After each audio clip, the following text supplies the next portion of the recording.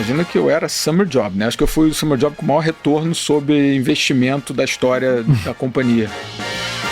E você tem um nível, assim, você tem um nível de psicopatia de alguns empreendedores que não é pequeno, né? Aí você perguntou, qual é a diferença? Qual é a diferença? A diferença é que a gente pensa um pouco diferente. A gente olha as coisas por um lado um pouco diferente. Esse negócio tem que ter um pouco de humildade, porque de vez em quando você está cheio de certeza. De confiança. E quando você está mais confiante é que vem a pancada mais forte.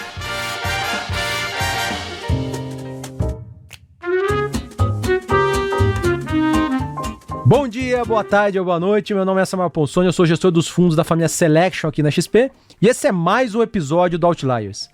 Como de praxe, tenho aqui comigo a presença da minha parceira Carol Oliveira. Tudo bom, Carol? Tudo bom, Samuca? Um prazer estar aqui com vocês hoje. E hoje a gente vai falar com o sócio fundador e gestor de uma gestora de ações brasileira bastante tradicional do Rio de Janeiro, mas que é bem reclusa e pouca gente consegue achar vídeos ou podcasts sobre eles. Eu, na verdade, não achei nenhum vídeo e não tem.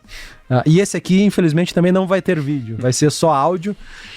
Mas a gente está bastante feliz de ter conseguido marcar aqui esse bate-papo com ele. E ele é o Flávio Snyder, da Bogari Capital. Flávio, obrigado por topar esse nosso convite. Obrigado a vocês pela oportunidade. Bom, sim, vamos entrar direto aqui já no nosso bate-papo. Tem bastante coisa que a gente quer abordar.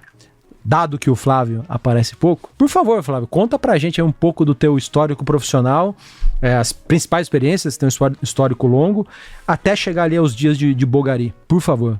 Bom, vamos lá, eu sou engenheiro do Rio, da PUC, eu fiz mestrado no Rio, e eu vou fazer umas pontuações, umas coisas legais que eu fiz que acabaram sendo importantes para o futuro, tá? No mestrado eu fiz um Summer Job na loja Americana, que não existia Summer Job. Essa história é bem legal. Essa história é bem legal, mas não existia Summer Job na loja no Rio de Janeiro, difícil, né, para mestrado local, mas a gente fez Summer Job na loja Americana em 96. Imagina que na época a meta da loja Americana ela tinha 100 lojas, a meta era chegar a 200 lojas, eram 50 anos em 5, um negócio desse. Chegaram lá para mim e aí falaram, você vai cuidar aqui do processo de abertura de novas lojas. Então eles estavam querendo abrir 100 lojas, acho que era em 5 anos, em 3 anos, um negócio desse. E aí eu tinha que ir em cada departamento e ajudar os departamentos a identificarem quais eram os processos que cada departamento tinha relativo à expansão, né, de abertura de novas lojas, etc. E aquele negócio muito chato, né, assim, interessante, mas muito chato, né, eu sempre fui mais animado, mais ativo. E aí eu olhava aquele negócio lá e aí tinha um outro cara do meu mestrado que foi também fazer Summer Job, eu falava para ele assim, cara, esses caras estão jogando dinheiro pela janela. Ele falou, pô, Flávio, você não entende nada desse negócio. Como é que você está dizendo que os caras estão jogando dinheiro pela janela? Eu falei, cara, esses caras estão vendendo um negócio. Se você chega nos Estados Unidos, qualquer lugar, tudo é 99, 97 centavos, né? Esses caras não estão vendendo assim. Assim, tem um dinheiro relevante aqui que está sendo jogado fora, porque a margem de varejo é muito baixa. Aí eu cheguei a escrever uma carta pro diretor na época. Eu falei, olha só, era o Fersi na época. Eu falei, olha só, cara, vocês estão deixando dinheiro na mesa por causa disso. Aí me chamou aqui e falou, que antigamente era escreva uma carta pro presidente, né? Então tinha uns escaninhos no meio do corredor, assim, não era mandar e-mail pro presidente, escreva uma carta. Eu escrevi assim, aí ele me chamou, que história é essa aqui que vocês estão fazendo aí? Que você está escrevendo aqui? Eu falei, não, eu acho que vocês estão deixando dinheiro na mesa mesmo, por causa disso, expliquei. Aí ele falou, não, mas tem um motivo operacional para isso. Assim, voltando rapidamente, em 93 a gente teve plano real, a gente mudou a moeda, o RV e depois real. Uhum. E até o Banco Central, ele reabasteceu o varejo de moeda, você tinha um problema de troco, né? Então, lá na loja Americana, por exemplo, eles criaram uma regra, que era uma regra de arredondamento de preço. Então, eu não me lembro exatamente quais eram as faixas, porque isso tem mais de 20 anos, mas tinha até R$1,99, não tinha arredondamento, era cada centavo, era o número que fosse. Até R$5 arredondava de 5 centavos, então se desse R$3,97 ia para R$3,95 ou para 4. Uhum. Aí a partir daí de 10 em 10, depois 50 em 50, e aí quando chegava acima de R$50, que era o tal do som CC, era de R$1 em R$1. Aí eu falava, não, tem um motivo operacional para isso. Eu falava, cara, eu acho que esse negócio não faz sentido nenhum, né? Porque eu já sabia na época que na média um consumidor comprava perto de 4 itens na loja Americana. Eu falei, Eu acho que não faz sentido, mas tudo bem. Não, então foi o seguinte, ó, além disso aí que você está fazendo, você vai arrumar outra coisa para você fazer aqui, que você vai fazer esse projeto aqui. Ó. Falei, pô, tá bom, já arrumei coisa para fazer. Aí fui lá 2 dias numa loja, peguei toda a lista de compras, aí vi quanto cada consumidor comprava, a distribuição de produtos que comprava, até que faixa de preço, etc. Moral da história. 99,5% dos produtos vendidos eram até R$2, que não tinha arredondamento. E se você botasse 4 produtos, a probabilidade do cara não comprar um produto, né? Porque se ele comprasse um produto, se ele compra 3 sonhos CCEs e um bombom de 17 centavos, você bagunçou tudo. Então você tem que. Qual é a probabilidade do cara não comprar um produto? Né? Então era basicamente 0. Então, dado que era basicamente 0, a conclusão era que a companhia jogava dinheiro pela janela. Ao não botar o 90 centavos a mais, 99 centavos. Não arredondar isso até... E assim, e aí a dificuldade... Pô, legal esse negócio. Então vamos fazer o cálculo de quanto é. Imagina que eu era Summer Job, né? Acho que eu fui o Summer Job com o maior retorno sobre investimento da história da companhia. Vamos ver. E aí a gente fez uma conta, porque é muito difícil fazer a conta. Sei lá, dava 10, 20 pau por ano de margem. Milhões de reais. Porque era só arredondar. Assim, esse é um exemplo que eu me lembro. Eles venderam 40 mil sonhos CCEs com R$1 a menos, entendeu? No som. 40 mil então vezes R$1. 40, não dava 40 porque tinha que tirar um centavo, mas dava quase 40 mil reais. Então você pegava só de um produto para a base toda de produtos, né? Não era R$1 para esses produtos, porque você tinha distribuição de produtos de menor valor, e como a gente sabe, a maioria dos produtos eram até R$2, mas era muita grana. E aí é essa história, e a história é surreal mesmo, porque é divertida, né? Foi de uma observação que quando eu andava nos Estados Unidos eu via tudo 99, eu chegava e falava, pô, esse cara aí não tem 99, por que ele não tem 99? Aí eu fui trabalhar em consultoria. E aí eu não gostava de consultoria, né? Mas eu queria, assim, eu desde cedo eu sabia que eu ia fazer alguma coisa ia começar um negócio. Então minha tese de mestrado foi sobre empreendedorismo e empresas de alta tecnologia, o que é surreal, né? Olhando para hoje, eu em 98... Venture Capital, né? Minha tese de mestrado é um caso super interessante, que ela não serve para nada, só serviu para mim, né? Porque hoje em dia você tem tudo na internet, na época não tinha internet assim, né? E aí eu fui para a consultoria porque eu queria aprender o máximo sobre indústrias diferentes, né? A Booz Allen na época, ela era a maior consultoria de estratégia no Brasil, por incrível que pareça, ela chegou a ser, hoje em dia ela nem existe mais. E aí eu fiz, acho que foram em 2 anos, eu fiz 7 projetos em indústrias diferentes e tipos de projetos diferentes, né? O pessoal que entrava queria focar, né? Eu queria desfocar, eu queria aprender o máximo. Então foi super legal, né? Porque assim, processo bancário, eu trabalhei com isso, indústria petroquímica, restauração de indústria petroquímica, eu trabalhei com isso, avaliação de empresa hoteleira, trabalhei, a fusão da Ceval com a Santista, que na época fez a maior empresa de alimentos do Brasil, em 98, 99. Então assim, eu fiz muita coisa diferente, então foi muito legal. E aí eu queria voltar a trabalhar no mercado financeiro, não sei o que, aí fiz uma empresa de internet, que hoje em dia a experiência, né, na época, depois do estouro da bolha, o pessoal não queria falar muito disso, mas hoje em dia o pessoal dá muito valor a empreendedorismo, tecnologia, etc. E foi muito legal também.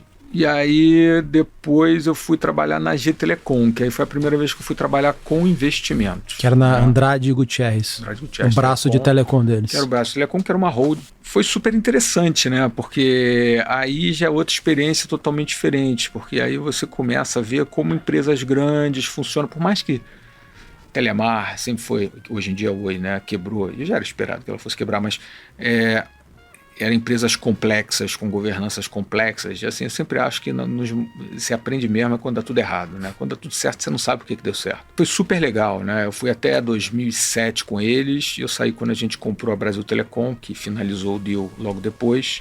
E aí participei de Contax, participei de Pegasus, participamos de vários outros investimentos em tecnologia que a gente fez. E aí, essa época, eu já vinha investindo há mais de 10 anos meu dinheiro em ações, e depois de estudar muito, porque naquela época eu li acho que todos os livros de investimentos, minimamente com mérito, eu li. E aí eu falei, cara, assim, acho que agora entendi. Agora eu vou investir. E aí investir. E você já estava com um clube de investimentos rolando nessa época? Eu comecei a investir em 97, 98. A primeira ação que eu comprei, acho que foi a privatização da Copesul. Eu estava ainda no BBM, eu nem falei que fui estagiário do BBM. Antigo Banco da Bahia, virou Banco da Bahia de novo. Agora virou outra coisa, mas era o Banco da Bahia na época. Comprei a ação da Copesul em 1994, eu acho. 4, eu acho. E aí eu estudei muito esse negócio. Aí em 98, estava na Busali. Em 98 eu montei uma carteira, que eram 3 ou 4 ações. Eu falei, entendi. Então eu vou comprar coisa barata, longo prazo, né? Aí não sei se você se lembra, mas em 98 a bolsa foi negativa, 99 negativa, 2000 negativa. 2001 também, né? Não sei se foi 98 negativa, 99 negativa. E aí só virou depois do Lula, porque aí também já não tinha mais negativo para ir. E aí foi muito interessante, né? Que eu fiquei 3 anos com os ativos e aí eu cansei, vendi. Falei, cara, não sei fazer esse negócio não. E aí deu 1 ano, o negócio explodiu, 2 anos o negócio explodiu. Em 2004, imagina que eu tinha Cirela, pouca gente sabe, mas já era aberta há muito tempo, chama Brasil Realty. Não valia nada na bolsa. Imagina que esse negócio se multiplicou tipo por 30. Né? Você segurou o período todo que caiu? Eu segurei o período todo, vendi pelo mesmo preço. Na época a CDI era 20 e tantos %. E eu falei, eu estava certo. Eu só não tive paciência, mas eu estava certo. Aí eu comecei a investir sério. E aí em 2006 eu criei o clube para facilitar a minha vida, porque já não estava mais dando. E em 2000, aí eu saio em 2007, em 2008 eu criei a gestora. E eu comecei do zero. Começou com que capital? 1 milhão? 5 milhões? Não, tinha 3 milhões de reais. 3 milhões de reais. Caramba. Que o clube virou fundo. E aí eu comecei do zero. Eu falei, eu vou fazer isso aqui para mim de qualquer maneira. E vou fazer bem feito. E aí as pessoas perguntavam para mim, você tem paciência? Eu falava, tenho. As pessoas não acreditavam, né? Eu falei, esse cara é maluco, esse cara não vai começar com 3 milhões de reais. E aí foi devagarzinho lá. Você nunca teve área comercial, nunca teve em plataforma nenhuma, foi crescendo ali na raça, pouco a pouco. A gente ia falando com as pessoas devagarzinho, a gente já falava assim, ó, a gente vai fazer isso. Aí passava 1 ano, a gente voltava lá falando, ó, a gente está fazendo isso. Aí teve um cara que demorou 10 anos para ser cliente nosso. Mas hoje em dia a gente tem um timaço, nós somos 6 Quantas sócios. pessoas? 6 sócios? Nós somos 17 pessoas, são 6 sócios, 2 associados. Mais um time que tá junto há muito tempo. E assim, gente boa que se desenvolve e dá corda, né? E dá espaço para o cara crescer. E a gente tenta fazer um negócio legal, divertido e interessante, né? Dos 3 milhões lá em 2008, vocês estão com quanto hoje, sob gestão? 7 bi. Mais ou menos 7 bi. Mais ou menos 7 bi. Perfeito. E a última pergunta aqui, dessas 17 pessoas, quantas que estão ali diretamente envolvidas com a parte de gestão, trading, análise? São 10 pessoas, gestão, análise e trade. Pegando aqui todo o seu histórico de investimentos, né, que começou fora de gestor, investindo sozinho, culminou na criação da Bogari, quais erros de gestão que você já cometeu que te trouxeram mais aprendizado? Você pode citar? E qual foi esse aprendizado também? Eu acho que os maiores erros que a gente cometeu foi de acreditar nas pessoas, por incrível que pareça. A gente é muito cético, sempre foi muito cético, né? O princípio básico sempre foi não acreditar. E de vez em quando, a gente acreditou em alguns gestores. Gestores que eu digo gestores de empresa, né? O pessoal que toca as empresas. Bom, basicamente a gente acabou sendo enganado, né? Mas eu acho que a culpa é nossa. Basicamente a culpa é nossa por não ter diagnosticado o negócio direito. E aí são os erros mais dolorosos. Poderia citar algum exemplo emblemático que você possa falar? Mas é mais chato, né? Porque as empresas estão aí na vida, é mais chato falar das empresas. Que às vezes é alguma corporation que é menos problemática, né? Não, mas Ou alguma que já nem tá mais no mercado. Não, assim, tem muita coisa, tem história de cara que, assim, já sabe o resultado, faz um aumento de capital e aí vem uma história totalmente diferente. Isso é legal, sem falar o nome do pequenas, Santos. não são poucas as vezes que isso acontece. O management sabe que o resultado tá ruim, mas fica meio que sugerindo ali pros investidores que não, tá tudo bem. Exatamente. Só para conseguir captar dinheiro, depois que capta, vem a bomba. Tem coisa que é muito difícil você pegar, porque assim, a gente tem que lembrar que a grande diferença de um investimento público de um privado é que você tem naturalmente uma limitação ao acesso de informações. E essa limitação ela é prevista em regulamentação e até se você ultrapassar isso aí, você pode cometer um crime. Então, a gente toma muito cuidado com o tipo de informação que você pode ter acesso ou não pode ter acesso. Isso acaba virando, em determinado nível, ruim, né? Porque muitas vezes você fica com... Assim, você tem que cutucar ali no limite ali para ver se o que estão falando é verdade ou não, né? E você tem um nível, assim, de psicopatia de alguns empreendedores que não é pequeno, né? Então, você tem caras aí, a gente descobriu agora um cara que fez assim, não posso dar muito detalhe nesse, porque senão vai ficar feio, porque é fácil de descobrir. Mas a empresa que ele tinha alguns ativos operacionais, teoricamente operacionais, etc, etc. E descobriu-se depois, por outros motivos que não vem ao caso, se tinha um dos ativos que não estava nem em operação.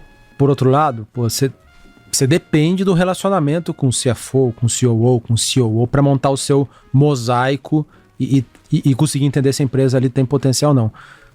O que foi o aprendizado disso? Porque você, beleza, não pode levar tudo a ferro e fogo, mas também não dá para você desacreditar de tudo que o management fala. Então, o grande aprendizado é que você tem que ter track record dos gestores. Gestores que estou falando do management, né? Das empresas. Que acompanhar o que o cara... a história dele. Acompanhar a história do cara e tal. E na maioria das vezes é melhor não, que isso aí tem algumas gestoras que já fazem. A maioria das vezes não vale a pena comprar em IPO e é melhor deixar o cara andar. Mesmo que você pague mais caro um pouco lá na frente, você vai ter um histórico de comportamento do sujeito. Entendeu? Do sujeito e ou da empresa. Normalmente liderado por alguém, né? Uhum. Ou por um controlador ou pelo gestor, né?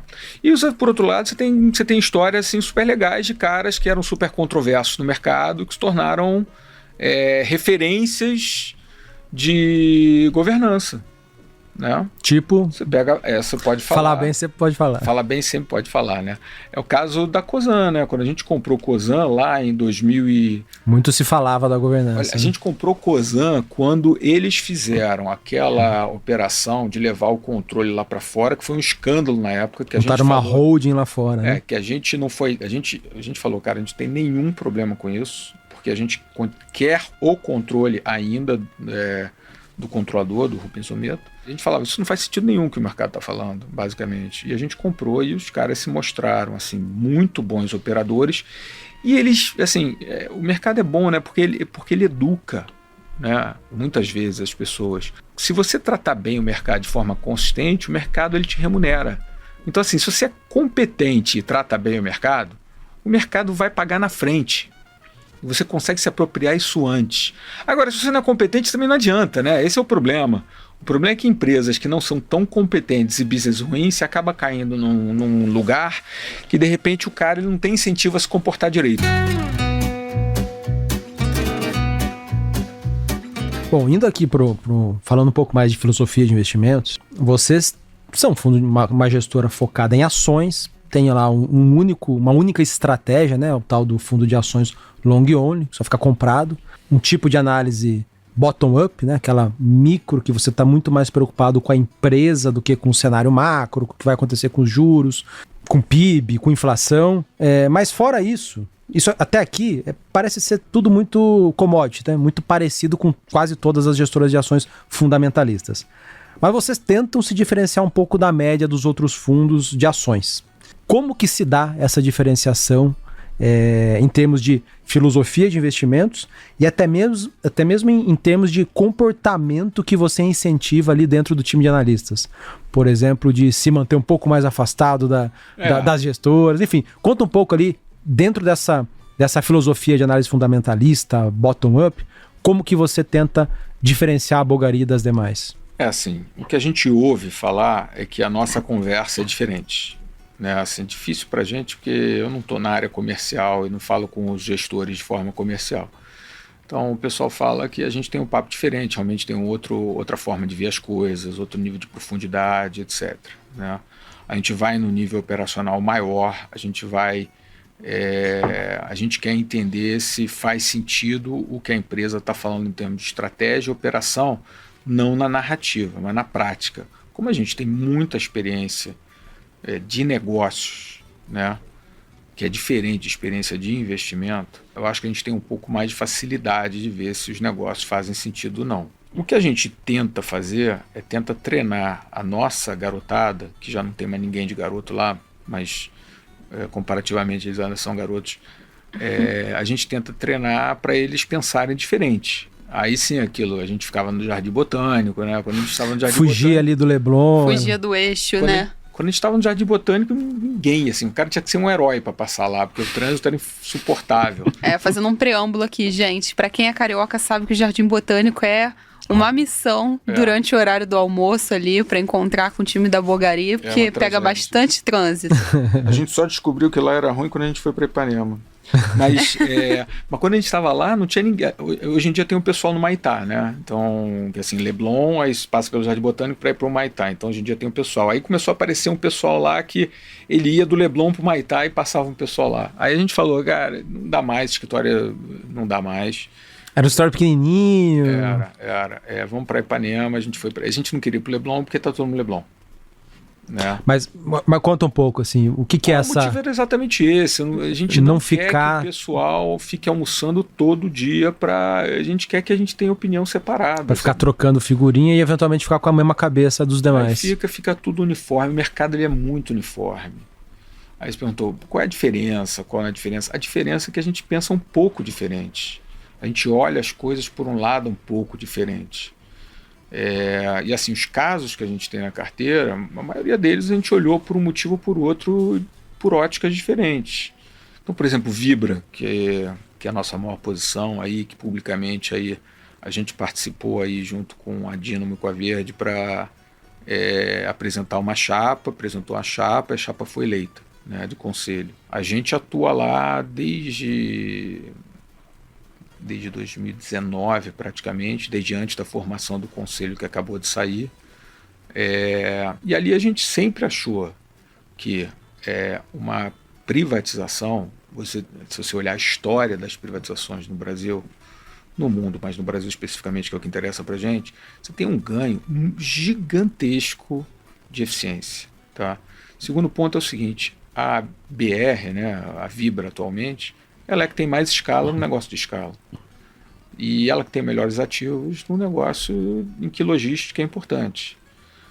Então a gente sempre achou que esse negócio podia ser bacana e você não estava pagando por isso. Né? Então a lógica nossa cara, a gente está comprando aqui um ativo bom, que se a gente ajudar ali na governança e botar um management bacana, esse negócio pode virar premium, que a gente acredita que vai acontecer. Flávio, uma pergunta que eu tenho muita curiosidade. A gente, quando vai conversar com gestores aqui no podcast, a gente vê muitos gestores sendo casas multiprodutos, e quando elas são casas monoestratégia, elas são multiprodutos, ou seja, o gestor de ações vai ter um produto long only, um produto long buys, um produto long and short, enfim. Sempre existe uma derivada do produto original. E vocês, desde a data de fundação, se mantiveram, né, fiéis à mesma estratégia, ainda que tivessem aberto uma estratégia de previdência que vai replicar a estratégia original. Então, queria perguntar, por que vocês decidiram seguir nessa linha? Assim, acho que a resposta mais fácil e mais óbvia, as pessoas não acreditam muito, é porque a gente só sabe fazer isso. Né? Você fala, não, você podia aprender a fazer outra coisa.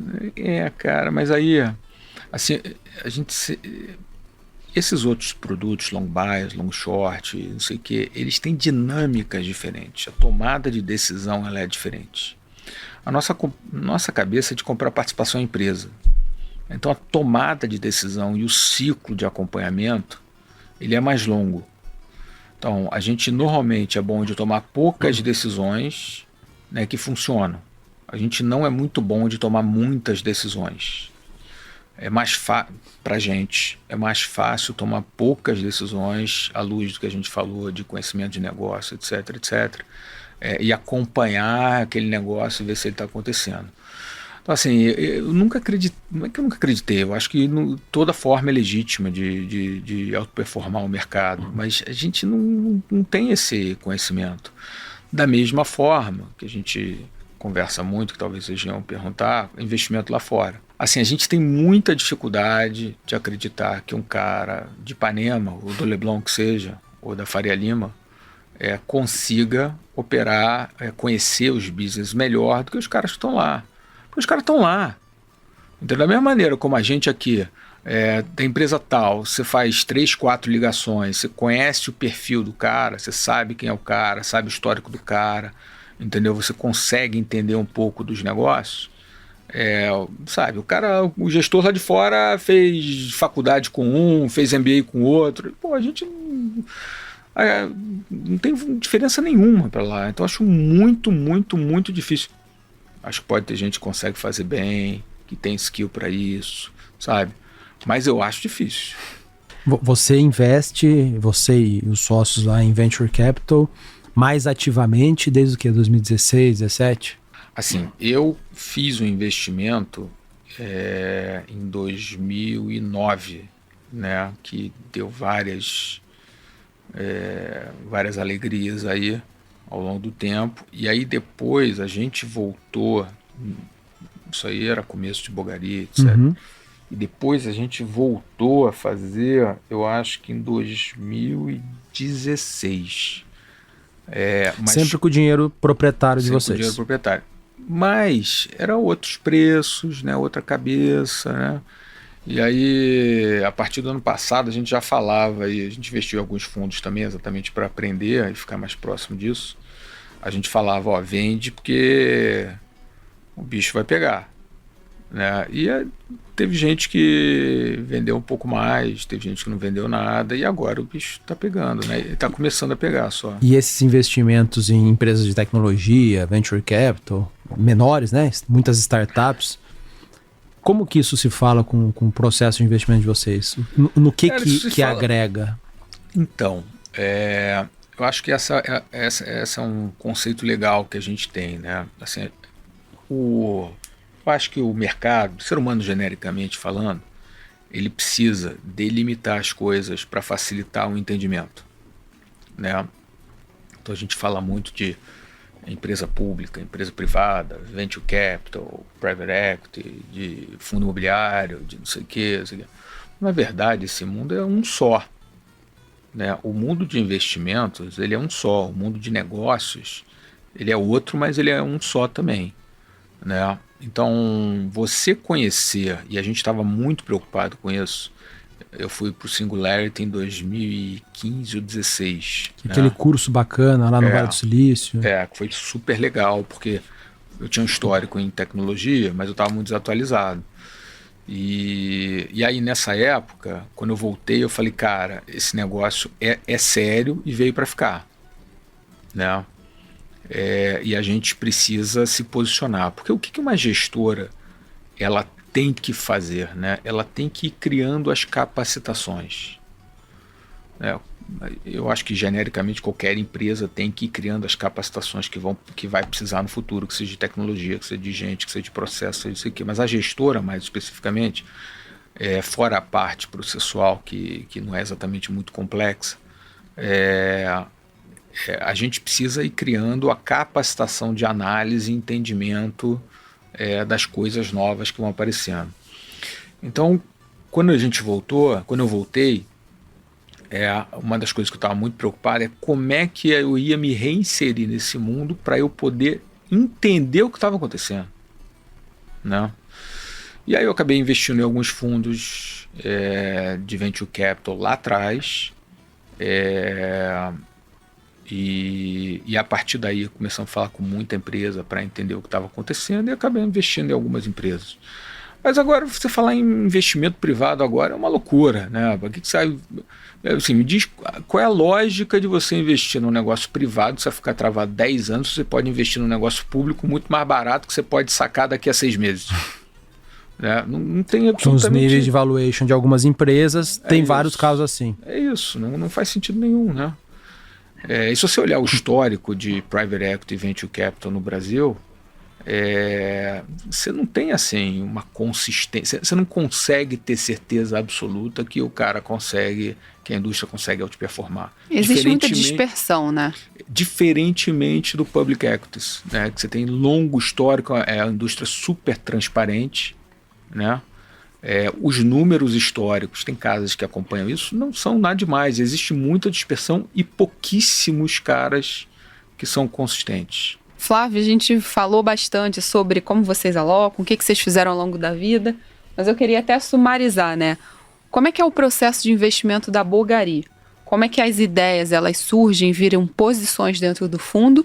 E se as decisões de investimento elas são tomadas de maneira colegiado ou de fato se existe um tomador de decisão individual na alocação dos fundos?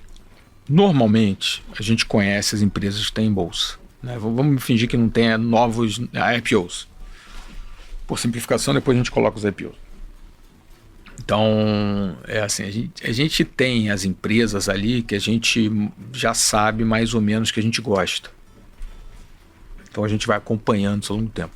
Então a gente tem um time de análise, ele é dividido por setor e assim, a gente tem grupos de empresas que os analistas têm que seguir com níveis de profundidade diferenciado. E assim, tem dois inputs interessantes que podem fazer a gente olhar mais uma coisa ou outra. Um é preço, a gente está sempre acompanhando o que está acontecendo em termos de preço. E a outra é algum insight diferente da indústria. Né?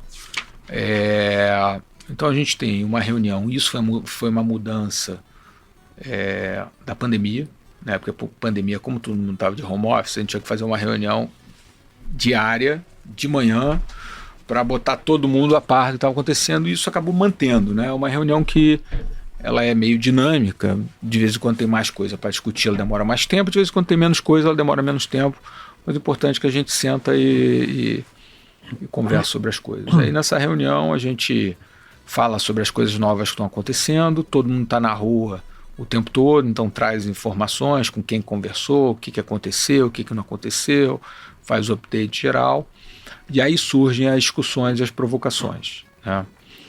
Então, se é uma empresa que a gente já conhece, que normalmente a gente já tem que ver o nível de profundidade que a gente tem ou não desse ativo.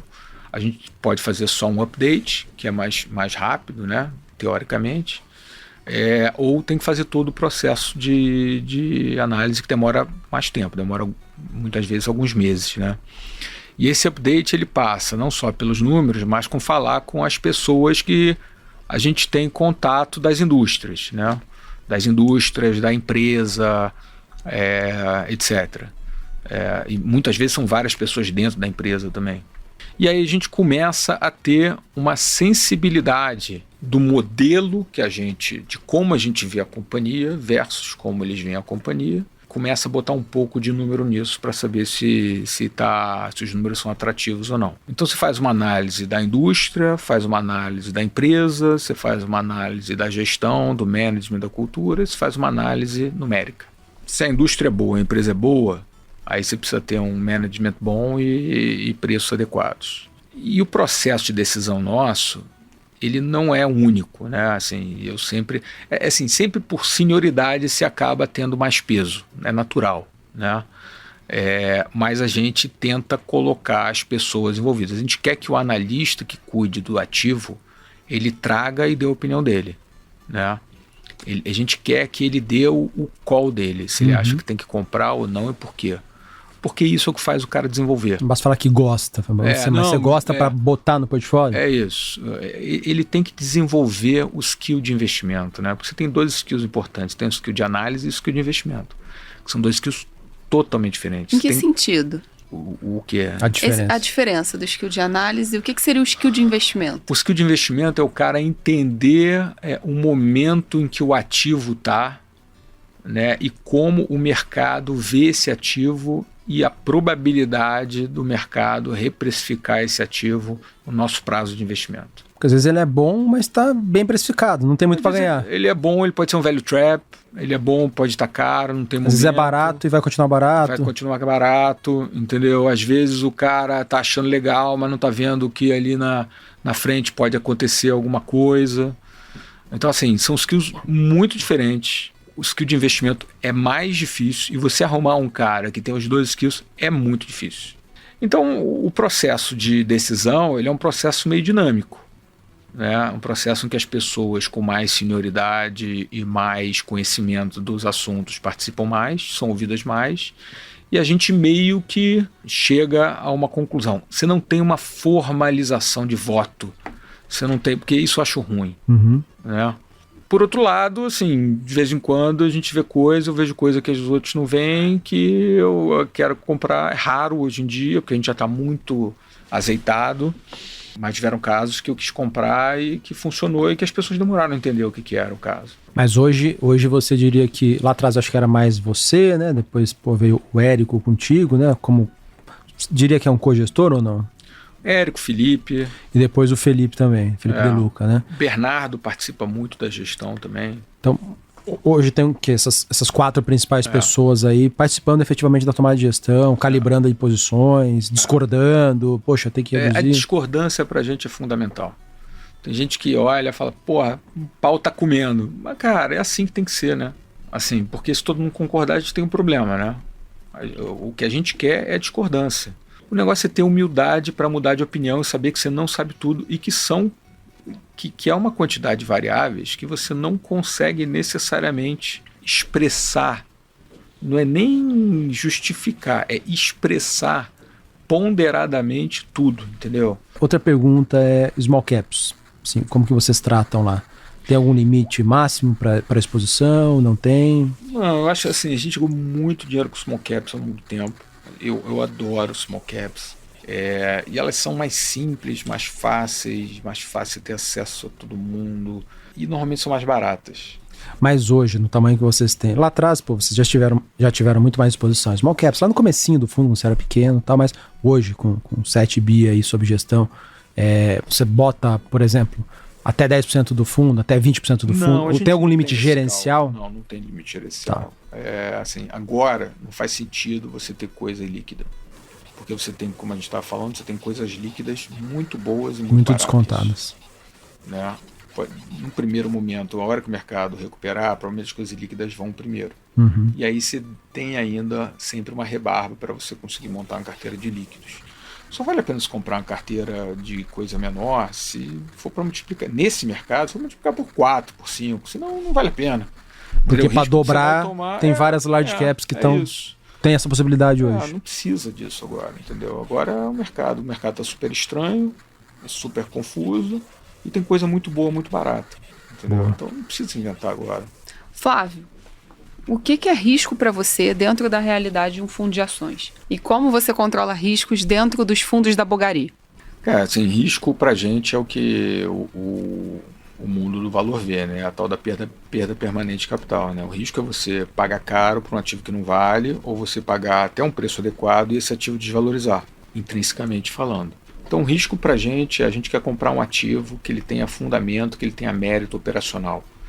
E a gente quer comprar um ativo que ele venha a melhorar no nosso prazo de investimento. Porque a teoria básica desse negócio é que no médio e longo prazo o preço acompanha o fundamento. Se você consegue comprar um ativo que vai melhorar muito ao longo do tempo, que o mercado não percebeu, você normalmente consegue comprar ele com um múltiplo mais barato, porque o mercado não percebeu essa estilingada de resultado. Então a gente gosta desse ponto de inflexão operacional. assim, pra gente finalizar esse bloco aqui de processo, de como que você monta a carteira e tal, tem... Que posições de alta convicção? O que são tamanhos máximos que vocês geralmente chegam ali nos fundos? A gente normalmente compra até 10%, deixa oscilar por valorização, normalmente. Eu não gosto dessa palavra convicção, não, porque a gente não tem convicção de nada, né? A gente acha que a probabilidade está a nosso favor, né? Convicção, assim, o meu entendimento da palavra convicção é que implicitamente você está dizendo que você tem uma probabilidade muito alta de alguma coisa acontecer, né? E a gente tem a probabilidade alta, mas não é uma convicção, né? Então, as maiores posições, geralmente você monta ali até 10. Esse negócio tem que ter um pouco de humildade, porque de vez em quando você está cheio de certeza, de confiança. E quando você está mais confiante é que vem a pancada mais forte. Mas assim, como a gente falou, BR, a gente acha um caso bacana, que a gente já falou bastante. Rapvida, a gente acha um caso bacana. São posições ali em torno de 10%? São BR em torno de 10%, Rapvida em torno de 8%, se não me engano. A gente tem Locamérica com Unidas. Eles têm uma posição no mercado que realmente é muito difícil de você conseguir a escala de compra de automóveis que esses caras têm, financiar, operação. E é um negócio que, por mudança de comportamento do consumidor, vai crescer aí pelos próximos muitos anos também. A gente tem uma posição boa hoje em Energisa. A gente tinha Equatorial, a gente acabou mudando para Energisa, porque ela ficou meio abandonada ali. A gente tem a Neva, que a gente acha... A gente acompanha a Neva há muito tempo. A gente comprou lá atrás no re-IPO esse negócio, acabamos saindo, depois entrando de novo. E a gente acha que o Pedro montou ali é uma coisa, Pedro é o CEO, né? É uma coisa impressionante. E a companhia parece ter um plano aí de crescimento aí nos próximos anos, que eles anunciaram ali no Eneva Day. E a gente continua super animado ali, sabe? Anunciaram agora a compra de um campo ali da Petrobras junto com a PetroRecôncavo e estão sempre vendo coisa diferente. Então assim, os ativos principais nossos, eles são ativos muito bons, com histórias muito bacanas e com preços muito bons, entendeu? São ativos que você gostaria de ter eles, eu vou comprar aqui para 10 anos e deixar esse negócio. E essas posições todas são posições ali entre 5 e 7%, essas que você falou, tirando a Vibra, entre 5 e 8%. 6 e 10, 6 e 11, 6 e 10 agora. Perfeito. E vocês costumam carregar essas posições por bastante tempo, né, Flávio? Bastante tempo. Equatorial, para você ver, a gente comprou em 2012, vendeu em 2000 e... Não, comprou acho que em 2010, vendeu em 2012, comprou em 2014 e saiu agora. Né? Mas saiu para trocar, a gente nunca sai, né? A gente sai momentaneamente. Cosan a gente tem desde 2012, ainda tem um pouco de Cosan ainda. Essa é a graça, né? A graça é você ver o negócio, uma historinha, começa pequenininha e vira um negócio bacana, bonito. Eu queria falar um pouco de performance, Flávio. Pegando aqui um grupo de fundos de ações de estratégia long only, de estratégia similar ao do Bogari velho, que é o fundo ali, a estratégia principal de vocês, a gente acompanha aqui, eu, a Carol, cerca de quase 300 fundos, que a gente olha mais de perto, né? Tem muito mais na indústria. E a média de retorno desses fundos nos últimos 12 meses, até o fechamento de abril, estava ali em torno de 16% negativa, contra menos 10% do Ibovespa nesse mesmo período. Isso o fechamento de abril, né? O começo de maio já está um desastre, né? Já está caindo mais 5, 6 ali alguns fundos. E alguns fundos de grandes gestoras, não vou falar o nome aqui, mas sim, as grandes gestoras que nós inclusive gostamos e temos grande convicção, como a Bogari, caem nesse mesmo período ali entre 25% e 30%, né? Bem mais até do que a média ali dos fundos. Queria perguntar para você, explica pra gente de onde que vem essa performance bem aquém do Ibovespa. Bom, primeiro que feliz a gente não fica, né? Lembrando que nós somos grandes investidores dos nossos fundos, né? Então, mas vamos lá. A gente sempre teve uma performance muito consistente desde o início. E não existe, assim, no início eu ficava preocupado, falar, um dia eu vou perder do índice, né? E a gente nunca tinha perdido do índice de forma relevante, para te falar a verdade. Mas acontece que a composição é muito diferente. E aí você fala, toda vez que o índice dá esse descolamento, o pessoal fala, vou comprar Ibovespa. E você teve uma época que os fundos de pensão, né, seguindo a literatura americana, começaram a comprar índice no Brasil. Só que os índices no Brasil são muito ruins. Muito concentrados em poucos setores. Assim, vamos lá. Você tem o setor, por exemplo, de commodities, que é importante. Teoricamente, não estou falando na prática, mas teoricamente, o retorno de commodities, o retorno de uma empresa de commodities no longo prazo tem que ser perto de custo de capital. A não ser que ela tenha uma vantagem de custo estrutural, que nem uma Vale dessa da vida. Mas no longo prazo deveria, porque você consegue botar capacidade e o preço é dado pelo mercado, né? Então você fala assim, você quer ter uma carteira com esse tipo de coisa. Em algum momento do tempo, você sempre vai perder. Não existe nenhuma estratégia de investimento que é consistente ao longo do tempo, a não ser que seja uma estratégia matemática, que é totalmente neutra, né? Aí você tem o Renaissance desse da vida, que o cara tem um alto performance. Que é a exceção também. Que o cara inventou, inteligência artificial há 30 anos atrás, né? Provavelmente foi isso que ele fez.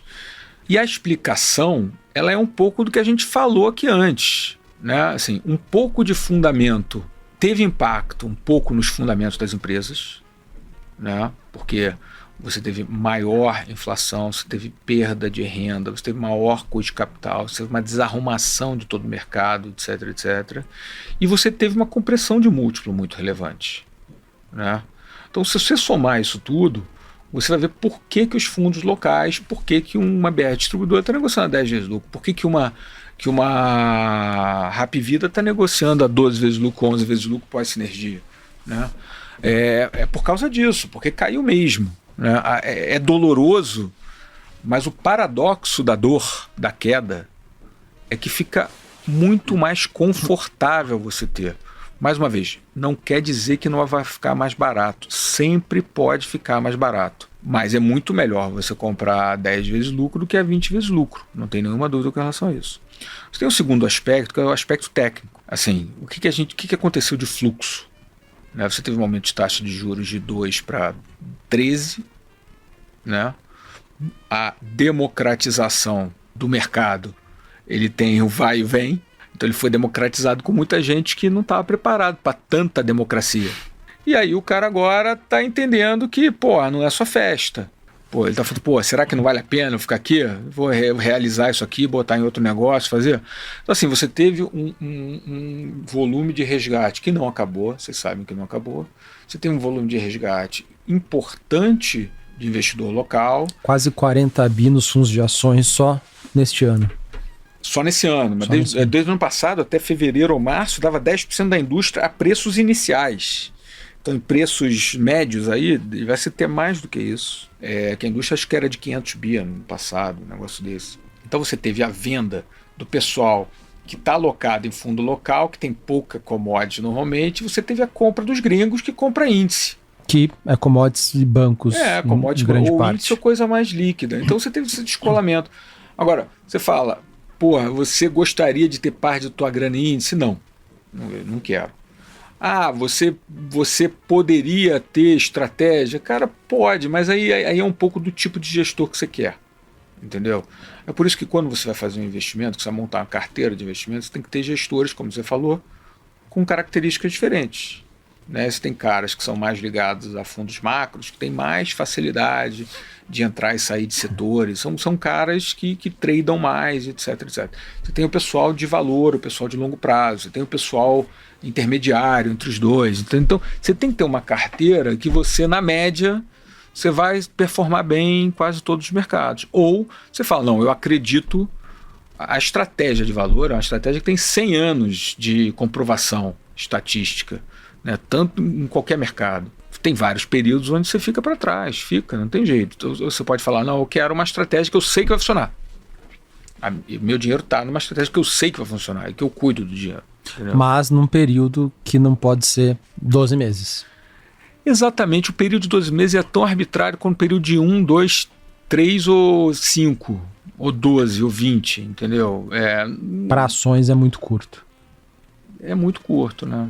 Imagina que Carol entrou na cota 1 do Bogari, ficou 5 anos e resgatou. Samuel, depois disso, entrou, ficou mais 5 anos e resgatou. Então a gente pegou todas as janelas possíveis que um investidor pudesse ter ficado 5 anos no Bogari e fez uma média do retorno desse investidor.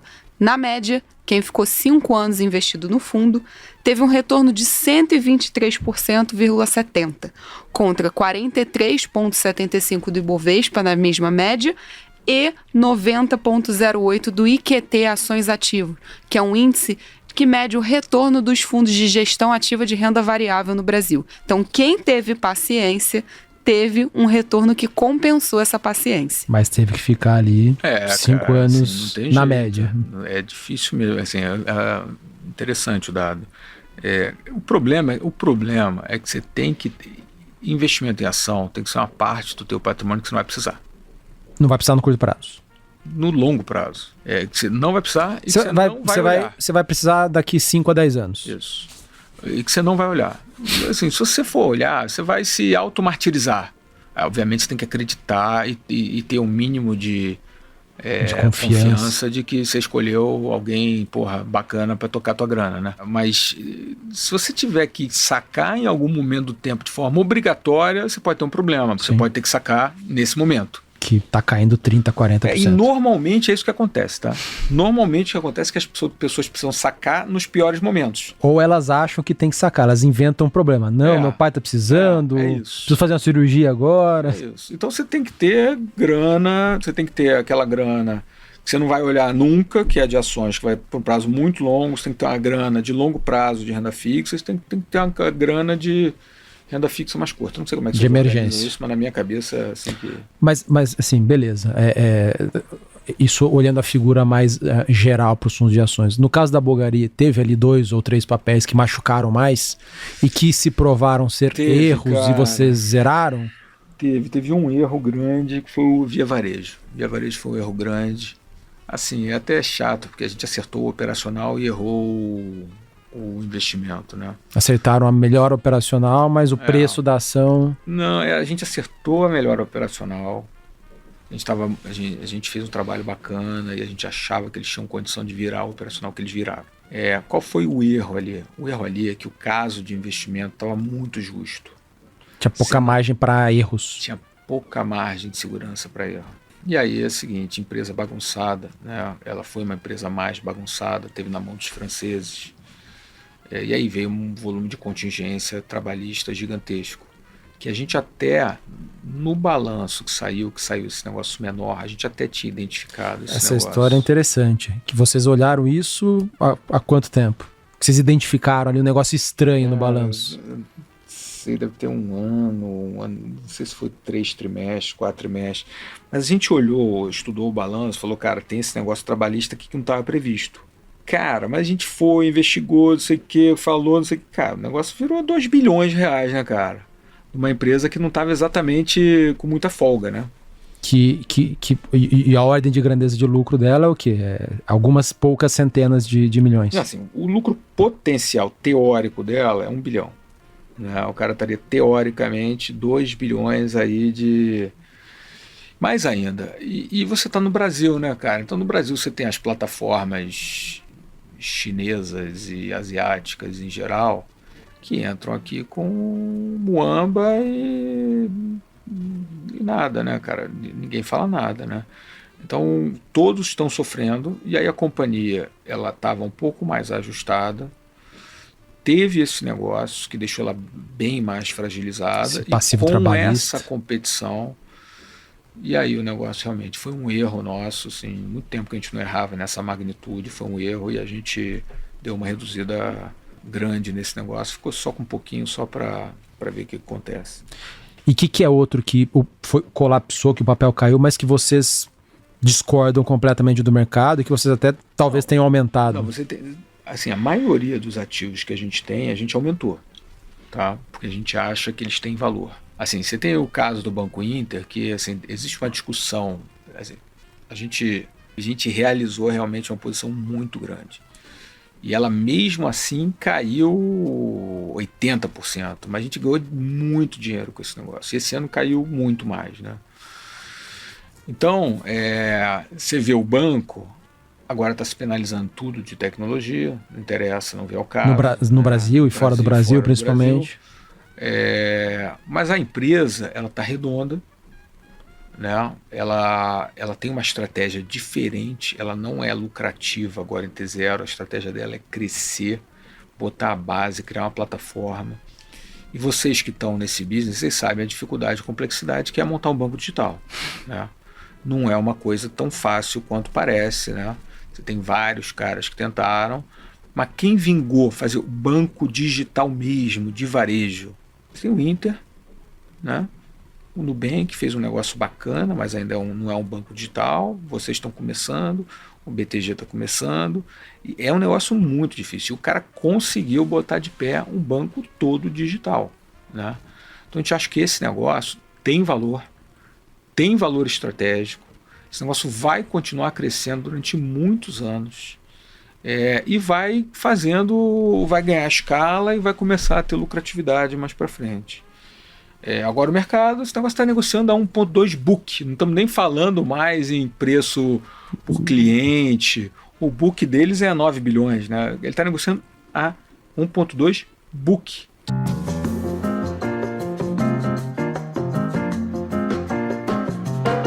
Então, bacana. Falamos sobre bastante coisa aqui. Flávio, queria ir para o nosso encerramento aqui. Ping-pong aqui, toma lá, dá cá. Perguntas rápidas para respostas curtas. Tá lendo algum livro no momento, sim ou não? Ou alguns livros? Tá gostando, indica? Assim, eu li desde a pandemia uns 30 e poucos livros por ano. Caramba. É porque eu não gosto muito de televisão, né? Também não gosto de futebol, então... eu li o Red Notice, do Bill Browder, aquele investidor do Hermitage. Red Notice. Esse eu não tinha ouvido falar ainda. Vermelho, o alerta não é? vermelho. É o alerta vermelho. Exatamente por causa da história que está acontecendo na Rússia. É daquele magnata russo que foi preso ou não? Não tem nada a ver. Não, ele é um americano que mora na Inglaterra, que tem passaporte inglês, que ele foi o cara que foi para a Rússia na época da queda do comunismo e privatização. Tá. E aí ele começou a brigar com os caras lá e ele conta as histórias, assim, é impressionante as histórias. Legal. São muito interessantes. Aí eu li o 12 Rules of Life, aí eu li umas coisas eu li literatura mesmo clássica, né? Eu achava que eu precisava gastar um pouco de literatura clássica. Aí eu li Lord of the Flies, li Kurt Vonnegut, que é um autor americano assim, com humor pesado das antigas, muito bom. Virginia Woolf, Tolstói, ele é uma opção de coisa. Mas agora eu tô ouvindo mais podcast, tô ouvindo uns outros negócios aí de podcast. Boa. Espero que o Outliers esteja nessa lista. Tá, com certeza. Flávio, o que você olharia numa gestora de ações antes de investir? Pensando até nos seus irmãos, nas pessoas ao seu redor que não trabalham necessariamente com o mundo de investimentos, qual tipo de checklist você faria para ter investimento em uma gestora de ações que não bogaria? Assim, cara, eu acho que a gestora em geral, tá? Essa minha experiência com fundo de Venture Capital foi muito interessante, porque uma coisa que para mim sempre foi dada como óbvia, que é a seriedade, o comprometimento que a gente tem com a gestora e com os ativos das pessoas, você começa a ver que não necessariamente é a cabeça de todo mundo, entendeu? Tem muita gente que trata isso como opcionalidade. Se der certo, beleza, se não der, vambora. Exatamente. E aí o cara toma dinheiro para muitos anos, e aí sai da sociedade, sabe? Assim, é a parte mais difícil, né? Você conseguir entender a cabeça das pessoas. Assim, muita gente veio conversar comigo ao longo desses anos, para perguntar como é que eu montei, como é que eu não montei, qual é não sei o que, essa história toda. E depois de um tempo, cara, eu falei, cara, assim, é muito raro alguém conseguir montar do jeito que eu montei, né? Porque, assim, é uma forma quase que ideológica, filosófica, entendeu? Que, assim, você quer montar um negócio bacana, com qualidade, com comprometimento no longo prazo.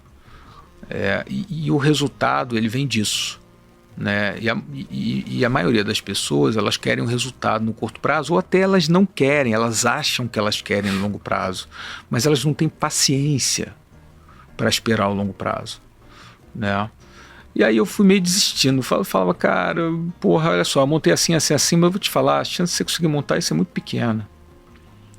Assim, por cabeça. Eu me lembro que uma vez tiveram uns caras no escritório meu, eu falo, cara, para você começar, você tem que ter staying power, sabe, para não tomar as decisões erradas, ali custo 2, 3 baixo. anos. Você tem que ter tuas contas em ordem em casa, tua esposa tem que estar alinhada com gastar pouco dinheiro, você tem que ter custo fixo baixo no escritório. Não, claro, tudo lógico, temos, não sei o quê. Aí daqui a pouco a gente desce e tá o cara com o motorista esperando ele. E não era o motorista do Uber, né? Motorista particular. Na época não era nem Uber, não tinha Uber. Eu falei, porra, cara, imagina, assim... É engraçado, você fala uma coisa pros caras, isso é estudado na comunicação, né? O que a pessoa absorve é totalmente diferente do que você tá falando, né? Então, o que eu falo assim, não, cara, tem que ser baixo custo. O cara, não, claro, porque o baixo custo pra ele é realmente isso. Pra você é uma coisa. Isso. Pô, pra mim o baixo custo é zero. Assim, zero, tem que ser zero. Não dá pra ser zero, não dá pra ser zero. O que tem que pagar? Condomínio. Então tem que pagar condomínio, então eu vou pagar condomínio. Segunda coisa, tem que pagar luz. Tem que pagar luz. Terceira coisa, tem que pagar telefone, tem que pagar telefone. Então, agora, o resto tem que ser zero. E aí você vai vendo o que você precisa, né? É um pouco diferente, né? Então, acho que para montar negócio, você tem que ter princípios muito sólidos, né? E eu acho muito difícil avaliar. Muito mais nos ilíquidos. Porque aí você está fazendo um cheque pro cara de 5, 10 anos e daqui a pouco o cara muda de ideia, resolve se mudar para Nova York, ou briga com os sócios, vai para o lugar do lado, sabe? Porra, aí fica aquele negócio de mercado financeiro, eu tô trabalhando mais, então eu tô gerando mais agora, você tá gerando menos, então vamos ajeitar agora. Essa mesquinharia de mercado financeiro eu não acho legal. Mas se você pudesse colocar ali 3, 4 coisas práticas para os leigos. Cara, eu acho que tem que ser um time muito alinhado, eu acho que a grana dos caras tem que estar no fundo, e eu acho que os caras tem que ser muito sérios e tem que ter histórico. Boa. Senão tem que ser gente muito séria, porque é uma coisa muito séria mexer com o dia dos outros. De todas as lições aí que você já teve no mercado, todos os tombos, as feridas, se você pudesse passar uma para frente, qual seria? Cara, eu acho que é paciência mesmo, cara. Você tem que ter muita paciência, você tem que saber o que você está fazendo. E aguentar o caminho, né? Porque aguentar o caminho é difícil, mas tem que ter muita paciência e cabeça fria. E até a gente não falou aqui dos poucos materiais que existem públicos teus, você fala muito do polo aquático. Essa é uma das válvulas de escape para você manter a cabeça fria? Literalmente cabeça fria? Eu acho que a ansiedade, assim, eu vejo esse negócio que a gente faz, ele gera ansiedade, né? Uhum. E eu acho que tem que ser um tratamento holístico, né? Então eu acho que esporte é uma coisa, eu adoro jogar polo aquático, jogo desde criança, mas tudo com amigos meus. Eu não sou bom, já falei tudo. Eu sou ruim, mas o que interessa é que eu me divirto. Eu agora estou treinando para uma prova de 5K de natação, que equivale a uma meia maratona, né? E aí tem que tomar um pouco de cuidado por causa do ombro, né? Começa a ficar... eu sempre estou fazendo exercício, coisa diferente, assim. Eu faço meditação há muito tempo, que eu gosto muito, acho que é bacana. Você tem que fazer o framing das questões de forma equilibrada, né? Olhar os dados, que nem a gente está falando, o mercado caiu, o mundo vai acabar. Cara, olha só, se você olhar os dados, o mundo não acabou na Segunda Guerra Mundial, o mundo não acabou na Primeira Guerra Mundial, o mundo não acabou na crise do petróleo, o mundo não acabou, sabe? Então, ele pode acabar um dia. Não acabou em 2008. Mas se acabar também, não tem problema. Porque não vai acabar mesmo, né? Eu tava viajando, eu tava almoçando assim, estava tomando vinho, e aí tava esse negócio da Rússia, né? E aí o meu cunhado falando, porra, mas será que vai ter Primeira Guerra Mundial? Terceira Guerra Mundial? Será que vai ter bomba atômica? Eu falei, olha só, se tiver bomba atômica, você não precisa se preocupar. Né? Se não tiver bomba atômica, você também não precisa se preocupar. Então vamos tomar vinho. Aí meu pequenininho, eu tenho um filho pequeno, de 9 anos, aí ele fala assim, como é que é, pai? Se tiver, não precisa se preocupar. Se não tiver, não precisa se preocupar, então vamos tomar um vinho aqui, porque não tem o que fazer. Esse é um negócio que você não tem controle. Se você não tem controle, você vai se preocupar pra quê? Justo. Flávio, se você pudesse jantar com alguma personalidade do mundo dos investimentos, atual ou histórica, com quem jantaria, onde seria e qual prato você pediria? Bom, eu não jantaria com ninguém, tá? Eu almoçaria, porque eu não sou bom de jantar fora. Eu durmo muito cedo, então esse negócio de jantar fora para mim é ruim. Agora, certamente a figura mais interessante do mundo de investimentos é o Warren Buffett, né? Assim, por mais que ele esteja desvalorizado em termos de citações, porque todo mundo cita ele para o bem e para o mal, assim, ele é o cara realmente mais interessante, eu acho, desse nosso mercado. Então, se fosse, seria ele. Naquele lugar lá que ele leva todo mundo, que é um lugar que tem um steak bacana. Lá em Omaha, na cidade dele? Lá em Omaha, que ele faz propaganda lá. Seria uma experiência bacana, né? Só que eu acho que o último jantar dele custou alguns milhões de dólares. Então, é verdade, é beneficente. O último almoço, eu acho, com ele, jantar. E agora nem sei se ele está almoçando, já está com 90 e pouco. Mas eu não pagaria isso para ele, não. Boa. Última aqui pra gente encerrar. Em que gestores você botaria a tua grana aí? Se você parasse o negócio na Bulgari e se aposentasse hoje, que a gente sabe que não vai acontecer, em que gestores você teria conforto de botar a tua grana ou indicar para algum conhecido?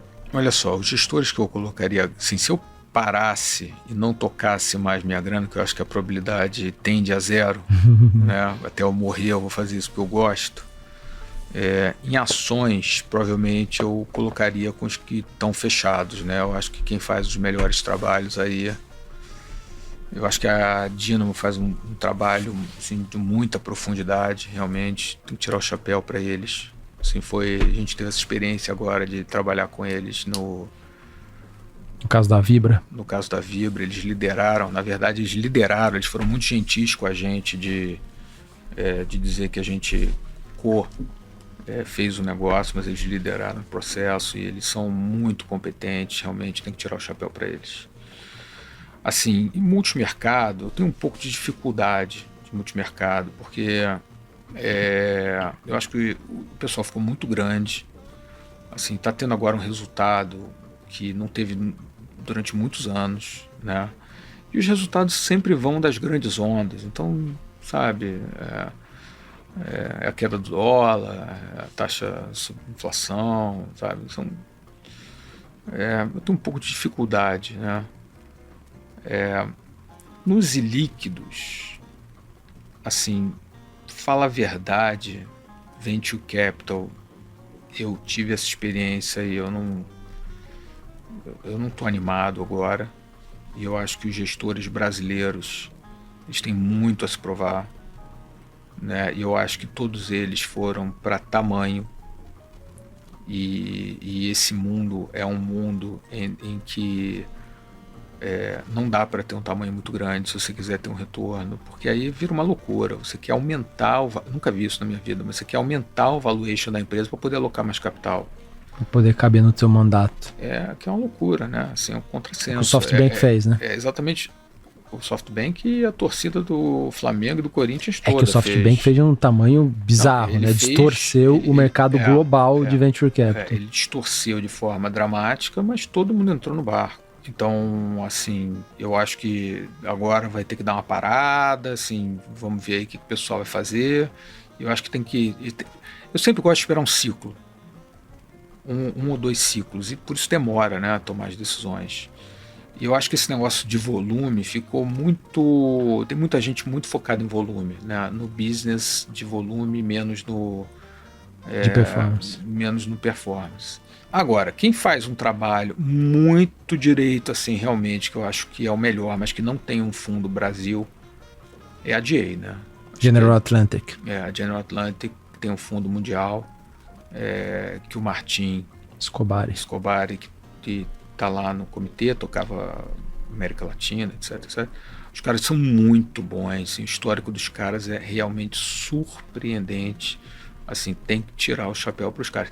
E não sei se é verdade ou não, andaram falando por aí que eles estavam até pedindo autorização para investir em mercado líquido, né? porque você não encontra coisa no privado pelo preço do livro. Muita coisa não sei caiu. Se é verdade, tá? Pode não ser verdade. Então, Boa. A fonte não necessariamente... Confiável.